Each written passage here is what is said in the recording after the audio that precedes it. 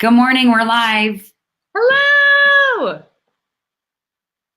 Ooh, look, there's already so many comments. That's because of those are comments from people from the schedule post, the pre-schedule post. Isn't it cool? We're trying something new. Hello, everybody. Good morning, everyone. I'm Connie, and this is Michaela. We are Emaya. We are yoga teachers, life coaches, friends, mothers on this mission to help women connect to their light, their purpose, their power. And we are inspired and we are inspired to learn from one another. And we believe in the power of community and circles and connection and conversation, which is why we decided to do these coffee talks. So we would so love and appreciate to hear you if you are joining us live, to comment and put your 2 cents in, because we learn from each other. And even if you're not able to make it live, I spoke with Elizabeth last night a little bit briefly, and I see that she commented here that she is often not able to make these 8:30 a.m. calls, which I get because you guys are working. But if you're catching the replay, let us know. That way we feel that everybody is with us. And yeah, so let us know you're here, put your name down, and join the conversation. So today's topic is one that is near and dear to our hearts. What is failure anyway? What is failure anyway? Amen. It's a big one, right? I see we have Caitlin and Marielle on. Hey, ladies. Thanks for showing up. She said, but I hear. Oh, yes, it's true. So yeah, failure, why this topic? Connie, do you want me to go into that, or do you want to chat about it? I could do it. Sorry, I missed that. We've got an outline, y'all, and I did not follow it. So no, we have been living inside the experience of being a beginner, and Zen mind, the beginner mind. I think the beginner mind is so important for growth, but you often forget how difficult it is to start something really, really brand new.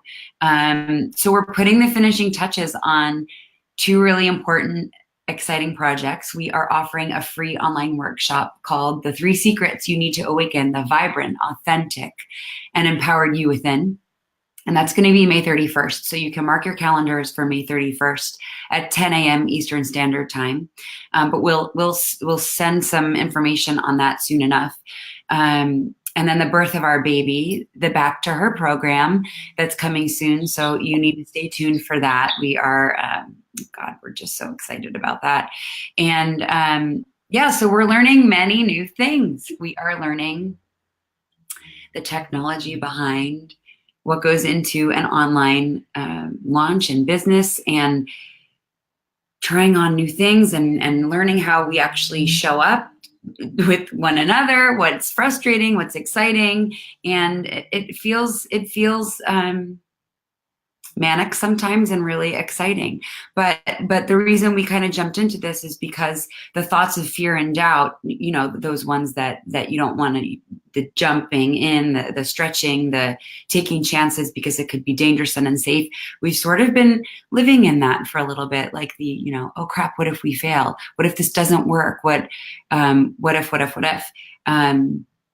But we've been practicing that this mindset gets us nowhere. So we've got to put it into practice even harder now.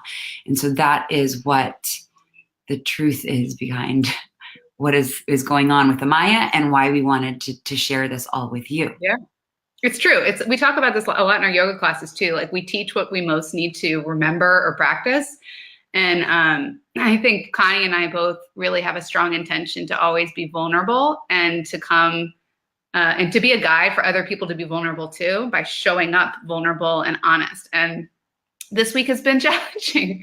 We were definitely in the beginner seat with a lot of aspects of putting up an online business and sharing it with the world. So that's why we really felt compelled that this was a big topic, but one that I feel like, and Connie feels like, we should share. So what came up for us, like while we were kind of moving through this week, and Connie touched upon a lot of it, was, these fears or these old stories that we kind of call in the meditation mind, the monkey mind. And then in the coaching world, it's called like the critter brain. And it's the voices and the stories and the beliefs that creep in when we're stepping into a new version of who we are, when we're taking action with a new dream.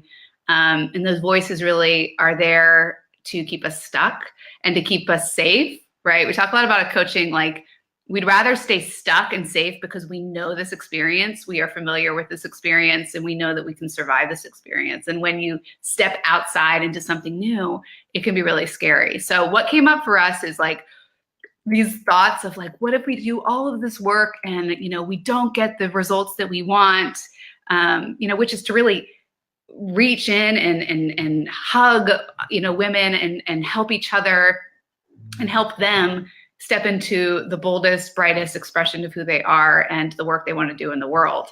You know, and what if we put this out there and like no one attaches it because so much of our heart is in it? What if no one is attached to it? And what does that all mean? And, you know, what if we put ourselves out there and we don't look smart enough or professional enough? And like a big one for me is like, what if the technology fails in the middle of what we're offering? I have no idea how to get out of that, you know? So like all of these things were creeping up for us. And, you know, but what we noticed, what was different was it wasn't as loud, right? We were able to be aware of it much faster than both of us have been in the past. We were both sharing it with each other, like what's coming up for you. And it felt a lot different than it had in the past. And that was really exciting to us because what was louder was the voices and the stories of, you've got this. We've been outside of our comfort zone before in many ways. We have been beginners in many ways before. And not only have we survived, but we've thrived when we've done that. Remember that, girls. And that the only failure that exists is not to try, right? That's really true for us. Thoughts of like, hey, there's no risk, no reward, and you can be scared and overwhelmed, but we can still do this anyway. And that I think a reminder for Connie and I is focusing on the why, not what's going to happen. I talked about that a little bit last week. Is, you know, the what happens really isn't our job, and releasing that a little bit. So we could really see quickly that, you know, our perspective on failure has shifted, and that was really exciting to us. And there's this analogy, if you've read Big Magic by Elizabeth Gilbert, she talks about creativity and that if fear is driving your creative, you know, self and expression, you can't express because it's so scared. It only wants to do what you've done before. But you put in the passenger seat, right? Not even the passenger seat. It's in the back of the car, right? It's always going to be there. It's always going to be those voices in the back of your head, but it's not in control. And we were really excited to be like, we are really, our practice and our work and our efforts, we're getting there. And I'm sure so many of you are also thinking that. One more thing is that, you know, just trading in the belief of, you know, that risk is danger, rather than not buying into that anymore and realizing that, you know, no risk is the only failure that there really is. And that was really big for us. So, yeah, I just wanted to share that part. Yeah, and another thing that learning when things that aren't working and they aren't a great fit and they aren't meant for us, letting them go and pursuing another rather than trying to make them fit and work. And I think that Hudzy, this is Hudzy being naughty. Can you please go back? We talked about this. Go back into the room and watch your show. I love Do you think he loves you? you. You. Oh, Michaela. Okay, go. I love you. Okay. No matter what. This is a fail. You know, and Michaela, this was one of Michaela's thoughts that, let me say it again, that learning that when things aren't working and they aren't a great fit, that you can let them go and pursue something else. I love that. I also think sometimes there's this moment of when to let go. Like sometimes it is worth like pursuing and working hard when it feels hard, right? Marielle, are you laughing? Marielle's always laughing along with us, Marielle. But do you know what I'm saying, Kayla? Like sometimes it's like, how long do you stay and work through something, right? Yeah. If it's not serving, you can sit here, but you can't talk. It's true. And it's like, I think that's where the self-awareness comes in, and, you know, that it's, where do I keep pursuing it? Where do I keep moving forward? Or when am I pushing too hard? Where am I trying to stay in a job, a relationship, that's no longer meant for me, and forcing things. So Elizabeth from our Emaya Circle shared this quote with us, and we loved it. I'm going to take care of No. Okay, I'm moving on. Connie's mommying right now. I got you, Connie. Don't you worry. So the quote that she said is, "Don't cling to a mistake just because you spent a lot of time making it." Don't cling to a mistake just because you spent a lot of time making it. I don't know the author of that, but it's such a good thing to think about. Like, when you can become so attached to making something work, when really that might be, the universe's way of saying that's not meant for you. Pivot, pivot, pivot, pivot. And all of those failures and mistakes, could be reframed in that way. I also like this one because the clinging to the mistake is your thought patterns hanging on. Yep. And I think that's a big practice that I've been working on lately, is like really not focusing on the things that aren't working, but rather focusing on the things that are working. And God, it just makes everything like fall into place in Sure. An exciting way, when you're like, okay, like, yeah, that mistake, it's been made, or this isn't working, but I'm not going to dwell in it. I'm going to move on. It's another reason I really like that quote that Elizabeth posted. It's true. It puts you back in the empowered state, which is always important for us. Yeah. Yeah. So basically, through this whole week, through the conversations that we've been having, and through all this reflection, we were thinking about the times in our life, like where we really failed and maybe got stuck in the stories or the beliefs that we made meaning of those things that happened. When we didn't get the audition, or a relationship ended, or we lost a job, like where did we get stuck in the I'm not good enough, or there's something wrong with me, or I'm not, smart enough, pretty enough, worthy enough for that experience. Or like the opposite could be like a victim mindset, where it's like you take no responsibility, and it's like, that guy was a jerk, or how, that casting agent hates me, or I was never appreciated. Nobody values me. Nobody, I never get anything, which, is the victim mode, which is, equally disempowering as buying into stories that don't lift you up. So do you want to share, Connie, your most powerful or a failure in your life that really was tough for you, but that inspired a lot of learning? It's so easy to answer this question. I'm curious. I don't even know. And I also can see it in my mind. When you say that, I can literally picture myself newly engaged on the bathroom floor crying in my 15 Kingsland Avenue apartment. As an actress, I just feel like I failed my friends. I felt like that I studied with, that my fellow actors and singers. I feel like I failed my family. I left home and took the chance to, only succeed. And I feel like I let them down. I feel like I let Elon down and our teachers at Elon. But like, what did I fail at? Yeah. I'm still working as an actress. And even though I'm singing Twinkle, Twinkle, Little Star at this moment, it will change. But I think that I really, in that moment, was so sick of hearing I was stuck in victim. I was blaming everyone. I took responsibility for, all of those feelings of not getting, you go on a million auditions and you hear, just one more no is closer to your yes, but you get so sick of hearing no when you're talented, or you're this, or maybe I'm not working hard enough. You question everything. So, okay, you get my point. I think I've driven that failure point home. But when I started looking at like, okay, this isn't working for me right now. This is not feeling like I'm shining my light. I have so many gifts and so many ways that I can express my creativity and my gifts. Why don't I shift it to yoga? And that's what I've done. But all along the way, I'm still performing in my way. And and gosh, you know, like it's not that that door even closed. It's just that I opened up my experience to different things. And that wasn't really a failure in my life. I was living exactly who I always dreamed I'd be. Like if I look back, like as that little girl, while my grandma was babysitting me and she had Days of Our Lives on, I sure did find myself doing an under five reporter role for the first time on a soap opera, thinking about that little girl saying like, I want to be on TV and do a soap opera one day. You guys, I did it. Like, so when I started looking at that sort of thing, it's like, it's not, it's actually just these wonderful experiences that I met amazing people along the way in every stage. So it's not really failure. Do you think that you at that time equated failure with the expectations that I had for this dream aren't met, and therefore I have failed?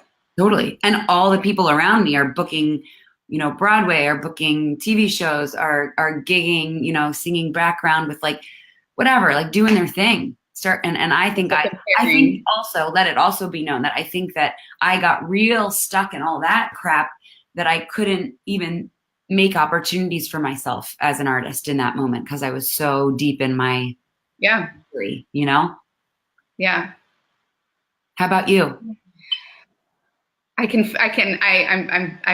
go back into that time, and I'm just compassionate to that experience. I think it's important also to honor like the loss that comes in with failure, right? There's some things that's like, you know, whatever failure. I mean, things not happening the way that you want them to happen. There's genuine pain that can happen. For me, I think,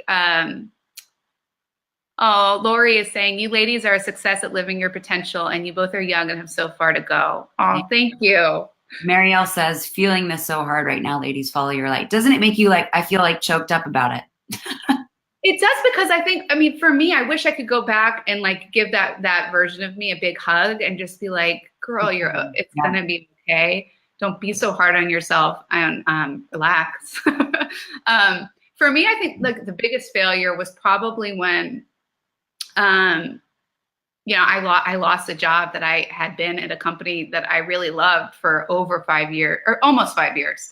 And it happened in a way that was just really sudden, and it surprised me, and I wasn't expecting it.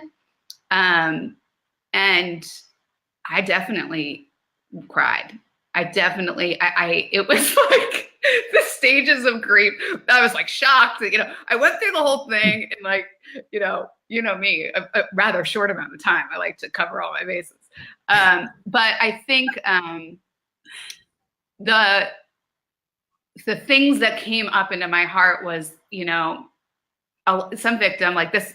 How is this happening? It came out of nowhere. This is not how you treat people. This is, you know, and a lot of it was, they never, you know, they didn't see me the way that I was fighting to be seen, and all of these things. And then of course, like just the fear of like, what am I doing now? How, you know, I have to support my family. What am I going to do now? And also, I think just really sad, like what was wrong with me that they didn't see my value? What was wrong with me and how I was performing that I'm not good enough to be there anymore?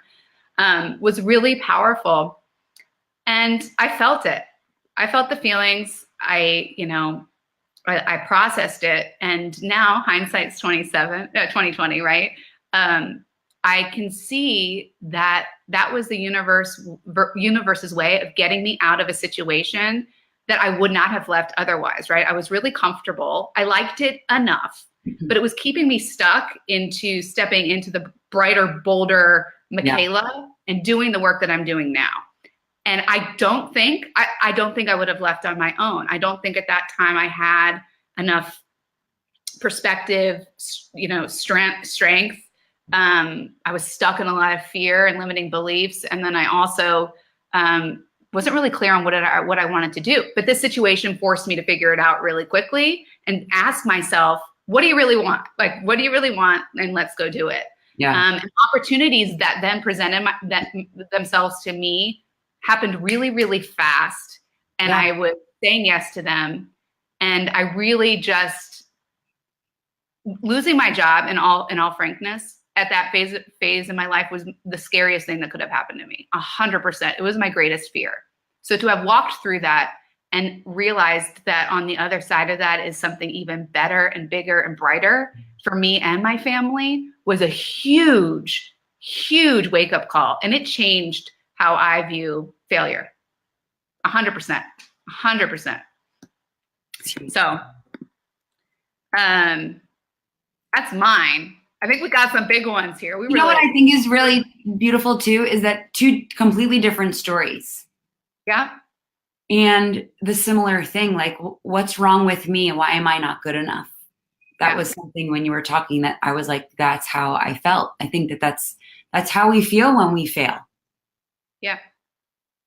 And that's the fear, right? I think that's the fear of like, if I do this thing and it doesn't happen the way that I want, I'm just going to give more proof to the fact or the thought or belief that I'm not good enough. And so let me just not do anything. Let me stay where I am, because that feels better than feeling like you're not enough. But that also keeps your life not exciting. It keeps your light dim, and you aren't doing the work that you're meant to be doing. I think, okay, so some takeaways that we had talked about from that is that, failures really can be life's way of guiding you toward where you're meant to go, or at least giving you the opportunity to be a yes to those opportunities.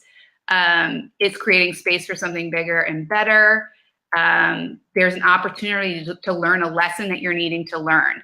I think that's a huge one too. Like, what lessons can me losing my job teach me? I think for me, it was like, realize when you need to be moving forward faster. And realize when you knew. Yeah. And I think for you too. I mean, you knew, Well, I think too, it's something that I've learned over the years and like really reflecting on that. I don't know if I'm jumping ahead or cutting off. No, we're good.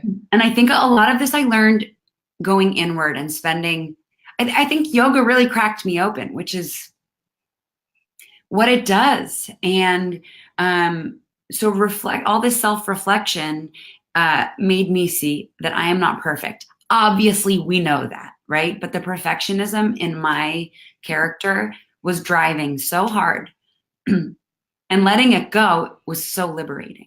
It's always an act of letting it go, right? I also have come to find that I love myself enough to step out of my comfort zone when it comes to failing. That's huge. I think that's what is making this process so easy, Michaela, with what we're doing, is that I keep reminding myself that I love myself enough to give this a chance, and like going all in, right? I love myself enough to know that I'm going to be okay if it doesn't work out. But, if it doesn't work out, look at all we will have learned. And when it does work out, like, I think that we're going to look back on this conversation even in a year and be like, look what we did, because we stepped outside of our comfort zone and stared failure in the face, Exactly. Yeah. And if it doesn't work out, let's try something else. What's the other thing that we're going to try to make it work? I think it's like that is the journey. There's a picture of, here's the A, here's B, here's a line, it's like not an entrepreneur. And that line, that pathway to A to B is like all over the place. And it's true. It's like, you have to try things on. But I think, just to kind of recap everything, I think for us and for our journey, when we step outside of our comfort zone, those things still creep up, right? But in that analogy, like Elizabeth Gilbert gives us, but it's in the back seat of the car, right? And it's not driving the car anymore like it was for us for a long time. Mm-hmm. And at the end of the day, the big lessons that we've learned through our mistakes and our messes and our failures is really that the only real failure in life is the failure not to try. And I love that. And I think we really help each other stand in that. I think that's really important about who you surround yourself with, so that you don't stay stuck and you have people that believe in you, and that when you start to doubt yourself or the fears creep in, they're reflecting back to you what you really want and what you really deserve. And they gently, I know you're that for me, Connie. It's like, you're gently being like, girl, You got this. You got this. Keep going. Keep going. She told me this week, you guys, don't dull that part of you. Don't you dull that part of you. And I loved it. I needed it because I was like, am I not? Don't you dull that part of you. But that's the thing. This shit doesn't go away. It's always in the back seat or driving, right? So if we can keep practicing to put it in the back seat and live with it, and I hope that you as a circle, I know that like we can't see your faces right now, but literally when we work with our clients, when I'm working with yoga students, even if it's the first time I see your face, it's such a pleasure to sit back and watch you in your practice and see you for who you are and how amazing you are and beautiful you are. And it's funny, like it really is.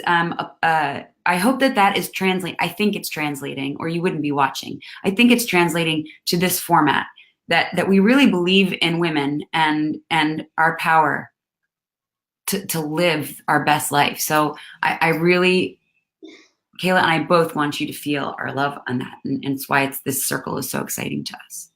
It's true. It's true. And it's true. And let us know if there's ways that we can be connecting that more. We are used to a live workshop or retreat. That's where, but we wanted to help even more women. So we're taking it in this format, and we'd love feedback always. But we hoped you enjoyed. We would love your thoughts on this coffee talk. We have always some, things that we want you to try on. And, we would ask, just like we did today, is to sit with yourself and reflect on, one like desire or, a calling in your heart or a dream or even a creative idea that you have been called to take action on, but didn't, out of this fear of failure. What was that? And what was exciting about that? And what one step can you take today to start supporting and nurturing that idea? If that makes sense. We want you to let us know in a comment below, what is that idea or that desire, and what small step are you going to do today to say no to the fear of failure, yes to your power, yes to your dreams, and to what's important to you. You know what else?